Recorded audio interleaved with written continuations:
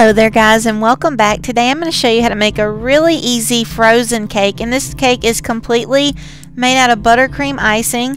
The only thing that's not buttercream are the two decorations that I'm going to put on the top of it, and they're going to be made out of fondant.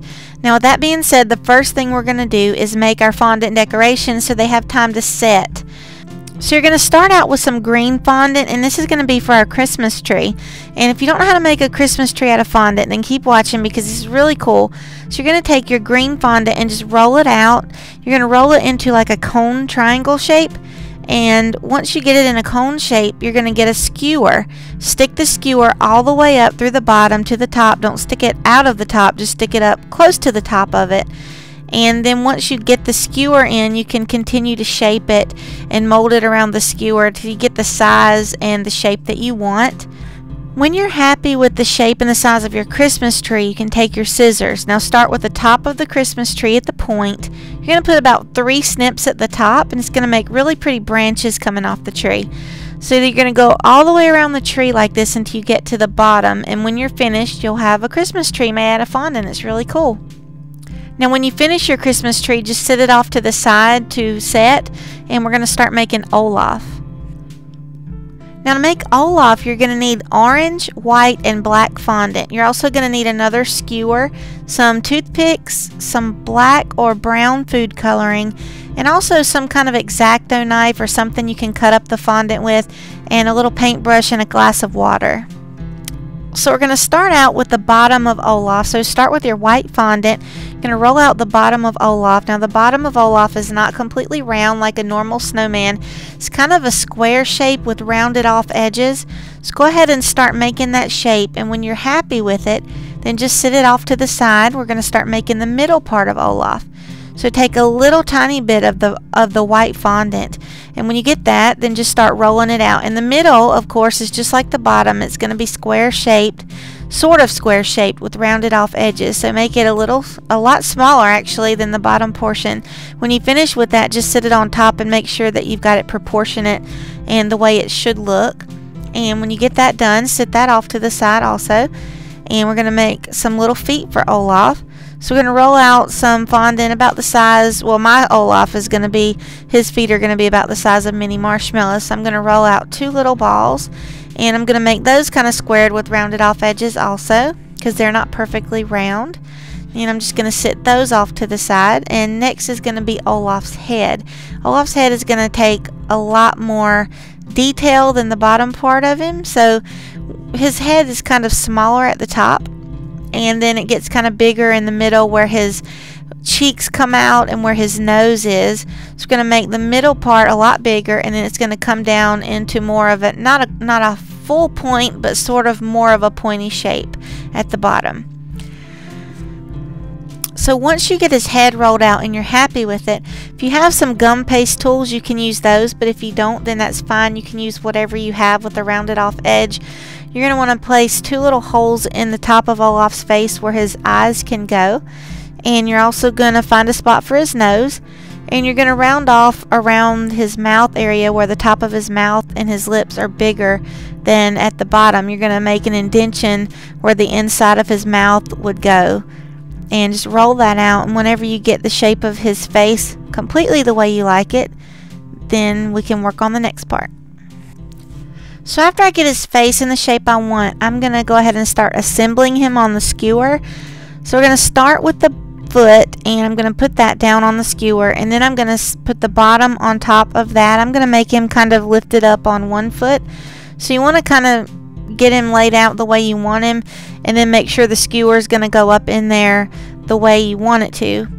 So go ahead and put the bottom foot on, and then just go ahead and put the bottom of Olaf on. When you get that positioned, you're going to have to place the middle portion, and you may not put him on there like I do. This is just the way I want to put him on there. You can have him sitting down or just standing straight up, however you want to do it.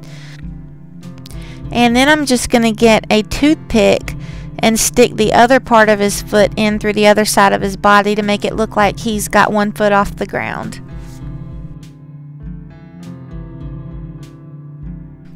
Then I'm going to stick his head on.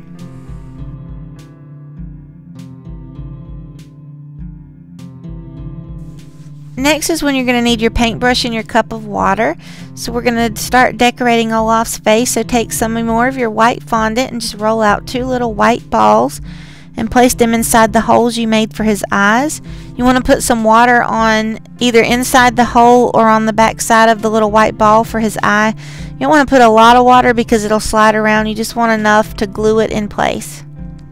Next, I'm going to take a little tiny piece of my black fondant and roll it into a little ball.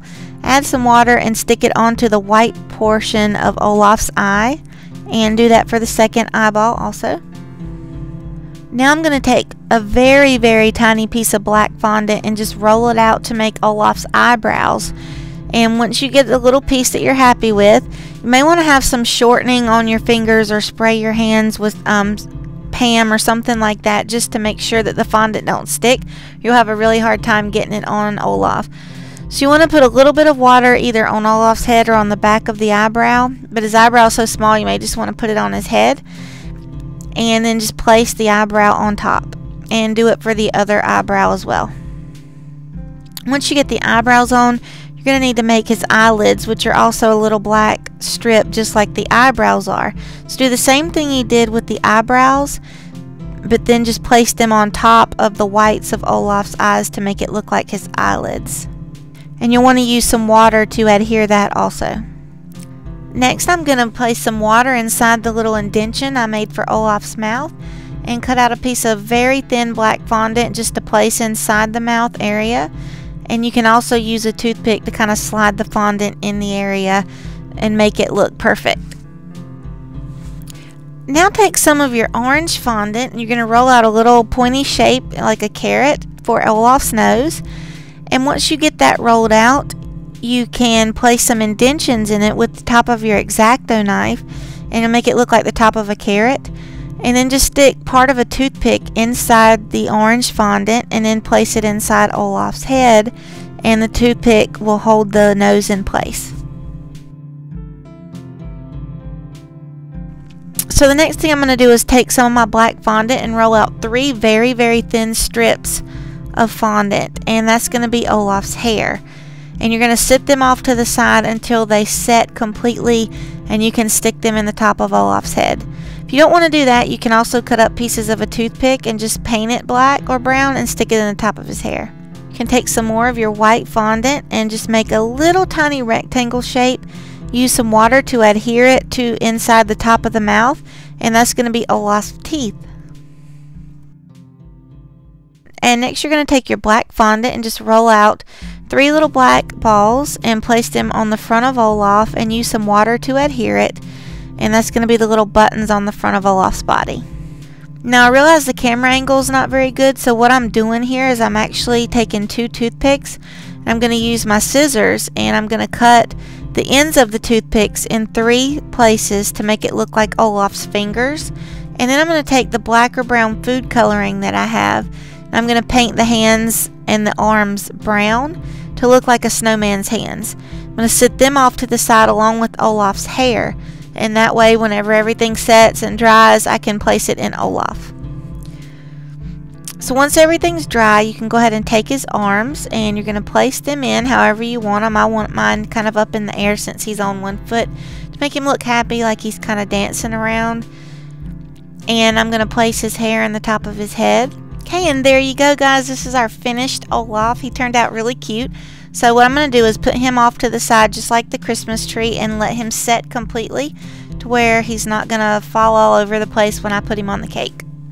So now I made some homemade buttercream icing, and I've separated into white and blue. So what I'm going to do is take the blue icing, and I'm just coloring it with the food coloring, and I'm going to sit it to the side. I've got some white icing also, and I've got it in piping bags, and we'll talk more about that later whenever I go to put that on the cake. The blue is just going to be used to frost the entire cake. So what I'm doing is going to frost the inside of the cake and then place the second tier or the second layer on top of the cake and frost it all the way around, and let the cake crust over completely to where the icing is no longer sticky, because you're going to smooth it out completely.